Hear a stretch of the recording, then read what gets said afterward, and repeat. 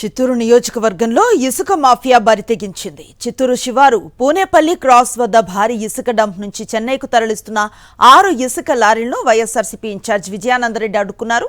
వైఎస్ఆర్సీపీ శ్రేణులు స్థానిక యువకులు కలిసి ఇసుక మాఫియా ప్రధాన సూత్రధారి ప్రసాద్ను పట్టుకున్నారు. కొంతకాలంగా జరుగుతున్న ఇసుక దోపిడీ గురించి అధికారులు దృష్టికి తీసుకువెళ్లారు వైఎస్ఆర్సీపీ నేత విజయానందరెడ్డి.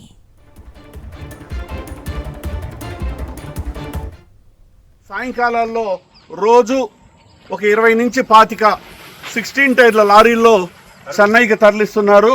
గత 1.5 సంవత్సరంగా మేము అనేక సార్లు కూడా చెప్పాం, స్థానికంగా ఉన్న వాళ్ళకి అవసరాలు ఉంటాయి, స్థానికంగా ఎంతైనా తీసుకోండి కానీ బయట తరలించొద్దండి. కానీ ఏమాత్రం లెక్క చేయలేదు. కాబట్టి ఈరోజు స్వయానా మేమే వచ్చి వీటన్నిటిని కూడా పట్టుకోవడం జరిగింది. దీని మీద వెంటనే పోలీస్ వాళ్ళు, కలెక్టర్ గారు అందరూ కూడా దీన్ని మైన్స్కు, ఎంవీఐకి, అన్ని డిపార్ట్మెంట్లకు రాసి వెహికల్ అందరినీ సీజ్ చేయాలని నేను కోరుకుంటున్నా.